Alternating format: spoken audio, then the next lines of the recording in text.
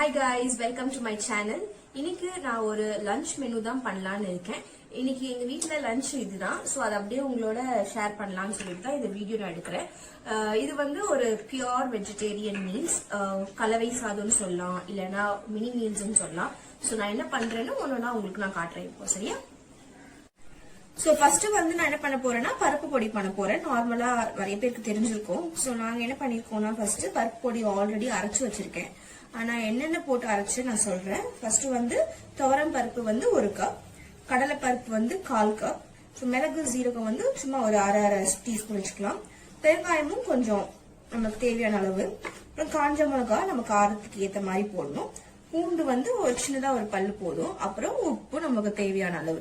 So இது எல்லாத்தையுமே dry roast பண்ணிட்டு சும்மா இது மாதிரி பொடி மாதிரி அரைச்சு வச்சிருக்கேன். சோ இது வந்து ரொம்ப சாஃப்டாவும் அரைக்க கூடாது, ரொம்ப கொரன்னு இருக்க கூடாது. இந்த சாதத்துல போட்டு பசைஞ்சு சாப்பிடுறோம்ல, சோ கொஞ்சம் கொரன்னு இருந்தாலும் நல்லாதான் இருக்கும். ஏன்னா வாயில அது தட்டுப்படுறப்போ டேஸ்ட் நல்லாதான் இருக்கும். சோ இப்போ வந்து இதை வந்து கலக்க போறேன். சோ எப்படி பண்றதுன்னு நான் காட்டுறேன்.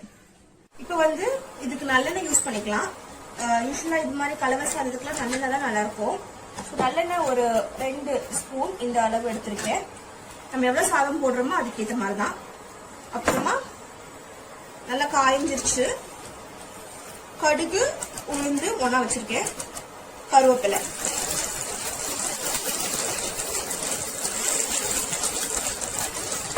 அவ்வளவுதான். நம்ம சாதம் கொஞ்சம் போட போறோம்.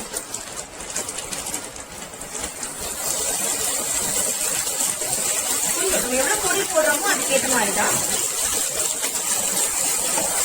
நம்ம நெய் கூட சேர்த்துக்கலாம். இது வந்து வீட்லயே நம்ம செஞ்ச நெய் தான், பியூர் நெய். இது வந்து நம்ம வந்து செஞ்சுட்டு ஒரு மந்த் கூட வச்சுக்கலாம், 2 நாள் வச்சுக்கலாம். ஆனா இப்ப நான் நெய் போட போறது இல்லை, என்ன மட்டும் போடுறேன். என்ன பண்ணா செஞ்சு முடிச்சு கடைசி இறங்கி வந்து சாப்பிட்றதுக்கு முன்னாடி கூட கொஞ்சம் நெய் போட்டு சாப்பிடலாம். பட் என்ன போடுறதுனால நெய் தேவைப்படாது. இப்ப அடுத்தது இந்த பொடி நம்ம எவ்வளவு சாதம் எடுத்துருக்கோமோ அதுக்கேற்ற மாதிரி போடணும், அப்பதான் நல்லா இருக்கும். ஸோ இப்போ நம்ம வந்து இது வந்து மிக்ஸ் பண்ணி வச்சாச்சு நல்லா. அவ்வளோதான், ஸ்டவ் ஆஃப் பண்ணிடலாம். நம்ம என்ன பண்ணலாம், தாளிக்கிறப்போ நமக்கு வேணா முந்திரி பருப்பு போட்டுக்கலாம், வேர்க்கடலை போட்டுக்கலாம், நல்லா தான் இருக்கும். நடுவில் அந்த க்ரன்ச்சினஸ் வரப்போ நல்லா தான் இருக்கும். ஸோ இந்த சாதம் இப்போது ரெடி ஆயிடுச்சு.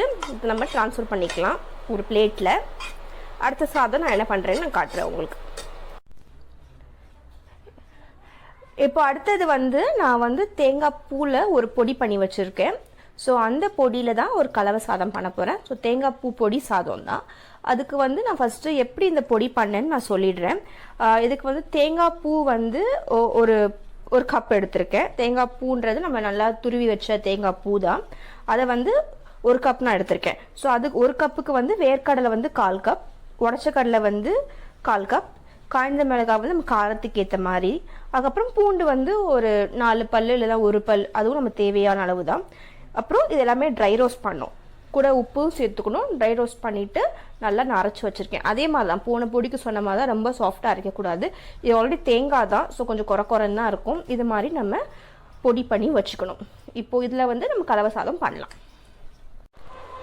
ஸோ இப்போ வந்து திருப்பியும் நான் என்ன பண்ணியிருக்கேன், ஸ்டவ்வில் வந்து நல்லெண்ணெய் ஊற்ற போகிறேன், 2 டீஸ்பூன்.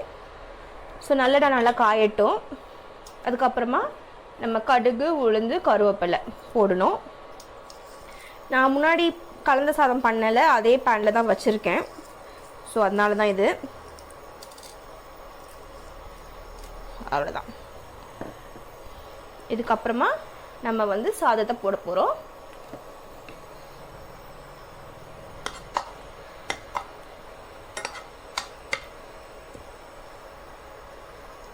அப்புறம் இந்த பொடியும் சேர்க்க போகிறோம். ஸோ சாதம் வந்து நம்ம எவ்வளோ சாதம் எடுக்கிறோமோ அதுக்கேற்ற மாதிரி நம்ம இந்த தேங்காய் பூவையும் சேர்த்துக்கலாம். இது எல்லாமே நம்ம பொடியெலாம் ரெடி பண்ணி ஃபஸ்ட்டே நம்ம வச்சுட்டோன்னா இது ஒரு ரொம்ப ஈஸியான ரெசிபி தான், டக்குன்னு பண்ணிடலாம். அதே மாதிரி இந்த பொடியெலாம் கூட நம்ம செஞ்சு ஸ்டோர் பண்ணி வச்சுக்கலாம், நல்லா தான் இருக்கும், கெட்டுலாம் போகாது. இந்த பொடியும் சேர்த்துக்கலாம், கொஞ்சம் கொஞ்சமாக சேர்த்துக்கலாம். நேரத்தில் நிறையா வந்துடுச்சுன்னா நம்மளுக்கு பிடிக்காமல் போயிடும்ல. ஸோ கொஞ்சம் கொஞ்சமாக சேர்த்துக்கலாம். அவ்வளோதான். அதே மாதிரி இதுலேயும் நம்மளுக்கு வேர்க்கடலை கூட போடலாம். ஸோ நடுவில் சாப்பிட்றப்போ நல்லாயிருக்கும். சப்போஸ் சேர்க்குறதா இருந்தால் நம்ம தாளிக்கிறப்பவே சேர்த்துடணும். பட் நான் எதுவுமே நான் இன்றைக்கி சேர்க்கலை. இருக்கிற பொடியை வச்சு நான் ஜஸ்ட் கலந்து சாதம் பண்ணுறேன், அவ்வளோதான்.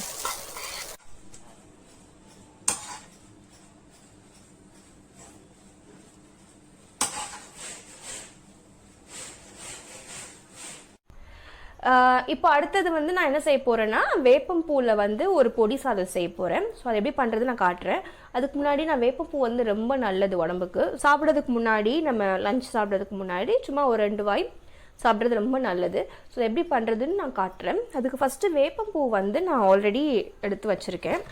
இது வந்து எங்கள் பாட்டி வந்து ஊர்லேருந்து கொண்டு வந்து கொடுத்தாங்க எனக்காக. ஸோ என்ன பண்ணியிருக்கோம் நாங்கள், அவங்க என்ன பண்ணியிருக்காங்கன்னா, நல்லா க்ளீன் பண்ணிவிட்டு சுத்தம் பண்ணிவிட்டு நல்லா காய வச்சு கொடுத்துருக்காங்க. அதில் எந்த தூசி எதுவுமே இருக்காது. நம்ம வந்து ஒரு பாட்டிலில் இது மாதிரி வச்சுக்கிட்டா நம்ம எப்போ தேவையோ அப்போ கொஞ்சம் வேணுங்க அளவு பொடி பண்ணிட்டு கூட செஞ்சுக்கலாம். இதே மாதிரி பூவாக கூட வச்சுக்கலாம். ஸோ நாங்கள் என்ன பண்ணுவோன்னா, எப்பப்போ எங்களுக்கு வேணுமோ நான் அந்த டைமில் நாங்கள் பவுடர் மாதிரி பண்ணிவிட்டு செய்வோம். போகிறேன்னா அதுக்கு பொடி செய்ய போகிறேன்ல, அந்த பொடிக்கு எப்படி செய்யணுன்னா, வேப்பம்பூ எடுத்திருக்கேன், கொஞ்சம் புளி எடுத்திருக்கேன், இதோட சேர்த்துட்டு அதனால தான் ஒட்டிருச்சு. ஸோ கொஞ்சம் புளி எடுத்திருக்கேன், கொஞ்சம் உப்பு எடுத்திருக்கேன், தேவையான அளவு காரம் சேர்க்கணும். ஸோ நான் வந்து என்ன பண்ணியிருக்கேன்னா 2 மிளகா எடுத்திருக்கேன். ஸோ திருப்பி சொல்கிறேன், வேப்பம்பூ, புளி, கொஞ்சம் புளி, உப்பு, அப்புறம் மிளகா காரத்துக்கு. இது 3த்தையும் உப்போடு சேர்த்தா 4. ஸோ 4த்தையும் நம்ம என்ன பண்ண போகிறோம்னா ட்ரை ரோஸ்ட் பண்ண போகிறோம். எந்த எண்ணெய் எதுவுமே ஊற்றக்கூடாது. ஸோ நான் ஸ்டவ் ஆன் பண்ணிவிட்டு ட்ரை ரோஸ்ட் நான் பண்ணிடுறேன்.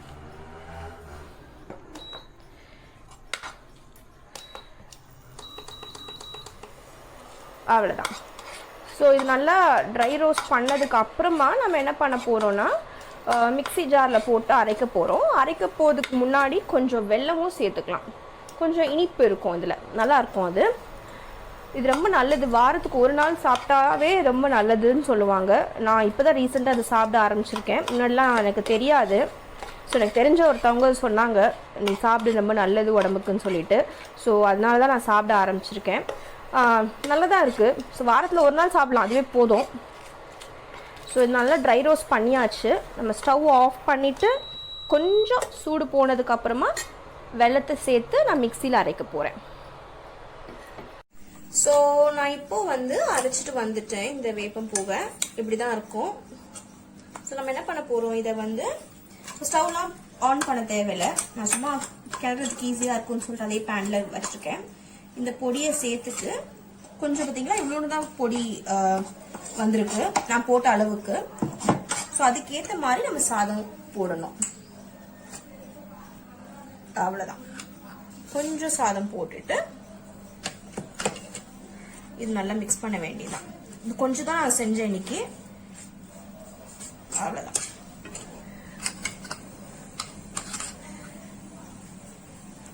நல்லா கலந்துக்கலாம். வேணா சப்போஸ் நம்மளுக்கு ரொம்ப ட்ரையாக இருக்கிற மாதிரி தோணுச்சுன்னா கொஞ்சம் எண்ணெய் சேர்த்துக்கலாம். பட் நான் சேர்க்கல, எண்ணெய் சேர்க்கல. அவ்வளோதான். இப்போ நெக்ஸ்ட்டு வந்து நம்ம தயிர் சாதம் செய்யலாம். தயிர் சாதம் ரொம்ப ஈஸி, எல்லாருக்குமே தெரியும். பட் நான் என்ன பண்ணுறேன்னு நான் சொல்கிறேன் இன்றைக்கி.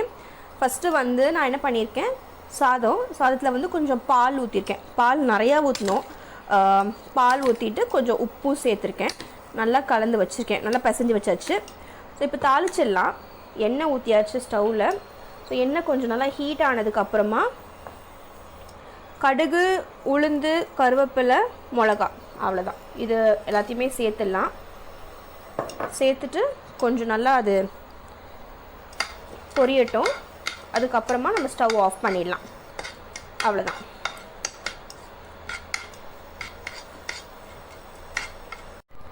இப்போ வந்து நான் வந்து பெருங்காயம் சேர்க்கணும், அதை நான் சொல்ல மறந்துட்டேன். ஸோ இப்போ வந்து கொஞ்சம் பெருங்காயம் சேர்த்துடலாம். அவ்வளோதான். அப்புறம் ஸ்டவ் முக்கியமாக ஆஃப் பண்ணிடணும். தாளித்ததுக்கப்புறமா ஸ்டவ் ஆஃப் பண்ணிடலாம். அடுத்தது வந்து நம்ம இந்த சாதத்தை வந்து இதில் சேர்த்துடலாம். சேர்த்துட்டு தயிர் ஊற்றணும். இது தயிர் சாதம் எப்பவுமே சூடாக சாப்பிட்டா ரொம்ப டேஸ்ட்டாக இருக்கும். ஸோ என்ன பண்ணலாம், இது நல்லா மிக்ஸ் பண்ணிக்கிட்டு தயிர் சேர்த்துக்கலாம். எப்பவுமே பால் நிறையா ஊற்றிட்டு கொஞ்சம் தயிர் ஊற்றினா ரொம்ப டேஸ்ட்டாக இருக்கும். எனக்கு ரொம்ப பிடிக்கும் அது மாதிரி. ஏன்னா ஒருத்தவங்களுக்கு ஒரு மாதிரி டேஸ்ட் பிடிக்கும். ஸோ நான் எப்பவுமே அப்படி தான் பண்ணுவேன். நிறையா பால் கொஞ்சம் தயிர், அவ்வளோதான், முடிஞ்சிருச்சு. இப்போ வேணா கொஞ்சம் பட்டர் சேர்க்கலாம். டெய்லி சாப்பிட்றப்போ பட்டர் அவசியம் கிடையாது. என்னைக்காவது செய்கிறப்போ இது மாதிரி பட்டர் சேர்க்குறது ரொம்ப நல்லது. முந்திரி பருப்பும் நிறைய பேர் சேர்ப்பாங்கள்ல, பட் நான் அதெல்லாம் சேர்க்கல இன்றைக்கி. கொஞ்சோண்டு பட்டர் நல்லாயிருக்கும். ரொம்ப கொஞ்சோண்டு நான் சேர்க்க போகிறேன். இது கொஞ்சம் நல்லா அப்படி சூட்லேயே மெல்ட் ஆகிட்டா நல்லாயிருக்கும்.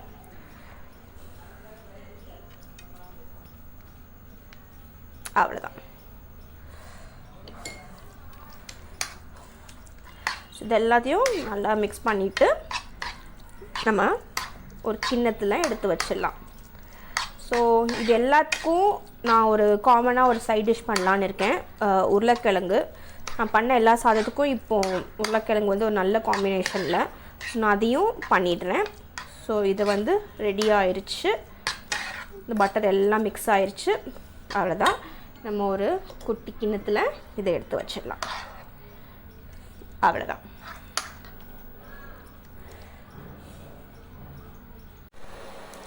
இப்போது நான் சொன்ன மாதிரி அடுத்தது வந்து உருளைக்கிழங்கு தான் பண்ண போகிறேன். ஸோ ஃபஸ்ட்டு என்ன பண்ணியிருக்கேன், நான் வந்து எண்ணெய் ஊற்றிருக்கேன். எண்ணெய் கொஞ்சம் நல்லா காஞ்சிருச்சு. அதுக்கப்புறமா கொஞ்சம் கடுகு உளுந்து சேர்த்துருக்கேன், கருவேப்பிலை, கடுகு உளுந்து கருவேப்பிலை. அதுக்கப்புறமா நம்ம உருளைக்கிழங்கு கட் பண்ணி வச்சுருக்கேன், அதை நல்லா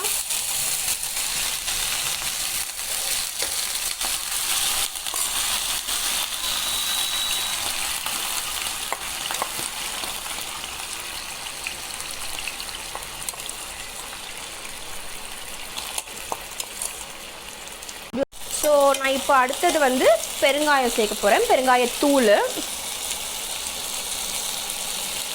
அடுத்தது வந்து கொஞ்சம் சால்ட்டு, தேவையான அளவு சால்ட் சேர்த்துக்கலாம். அதுக்கப்புறம் நம்ம வீட்டில் இருக்கிற நார்மல் குழம்பு தூள், நம்ம சாம்பார் தூள்னு சொல்லுவோம்ல, அதுதான். ஸோ நாங்கள் வந்து மிளகாத்தூள், தனியாத்தூள், ஜீரகத்தூள், மஞ்சள் தூள் இது எல்லாத்தையுமே சேர்த்து தான் அரைச்சி வைப்போம். ஸோ அதுதான் நான் சேர்த்துருக்கேன். இது எல்லாமே நல்லா ஃப்ரை ஆகட்டும். அவ்வளோதான். ஸோ இப்போ நான் உருளைக்கிழங்கும் ரெடி பண்ணிட்டேன். ஸோ பாருங்கள், உருளைக்கிழங்கு ஃப்ரை ரெடி ஆயிடுச்சு. ஸோ இது எல்லாத்துக்கும் நம்ம காமனாக இந்த சைட் டிஷ் பண்ணோம். ஸோ திருப்பி சொல்கிறேன், தயிர் சாதம், பருப்பு பொடி சாதம், தேங்காய் பூ சாதம், வேப்பம்பூ சாதம், உருளைக்கிழங்கு.